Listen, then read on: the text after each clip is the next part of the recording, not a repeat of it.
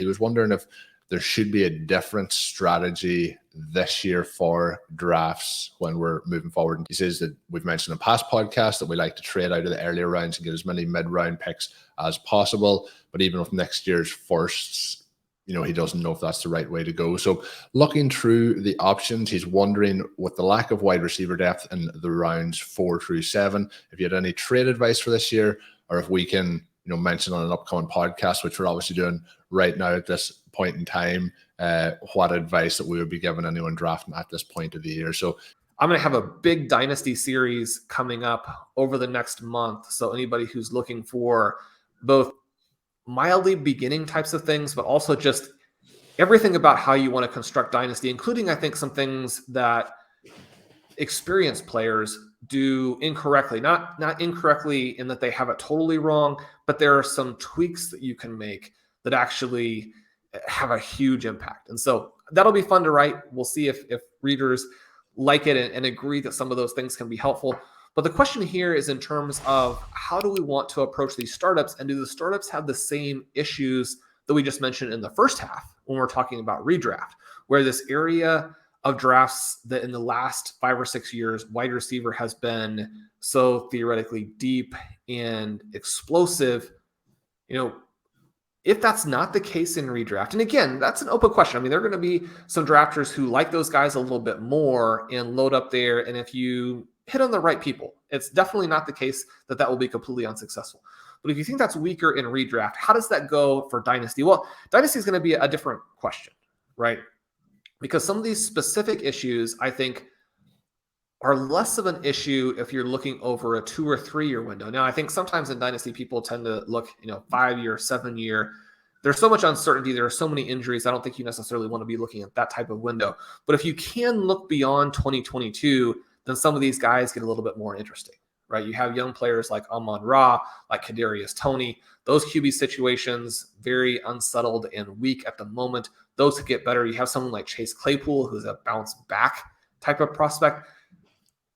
If we get to the point where the Steelers have addressed their QB position to an extent and the rookie gets a little bit of experience, 2023 might be better for him. You have a situation with the Jets and Elijah Moore where they may add a receiver, but also Zach Wilson, will he improve or just what will their next step be? If he doesn't, you have DJ Moore with the Panthers still looking for a QB. You have DK Metcalf with the Seahawks where looking for a QB and or may get traded. Brandon Ayuk, he's someone we love. I think he's going to be a very, very good NFL player. Again, 2022 is tricky, right? Because you're behind both Samuel and George Kittle. And again, now we have this concern about the QB. If you were looking at him last year, you're thinking, okay, well, by 2022, at least Trey Lance will have gotten the experience in the second half of 2021. He'll have made that progress. He'll have a great offseason. He'll come back in 2022 and be ready. We're actually very much delayed in terms of that timeline. And it may never transpire. I mean, the 49ers are an organization that is strong enough overall that they could potentially get through what would be a massive mistake with everything that they traded in order to get him. You look at someone like a Rashad Bateman, and you probably would like to see him emerge before you pull the trigger and redraft. Now, that's not usually the way we look at it, but when you have this specter of an offense becoming run heavy again, while you still have a couple of guys in Marquise Brown and Mark Andrews ahead of him there are concerns. Devontae Smith, maybe the best small receiver already in the entire NFL, and yet the Eagles are saying, you know what, our quarterback can't get it done. We're going to run the ball again. That makes his ceiling outcome a little bit more limited. And then you've got guys in Chris Godwin and Jameson Williams where drafters look to be a little bit optimistic in terms of when they'll be able to contribute in the 2022 season from redraft.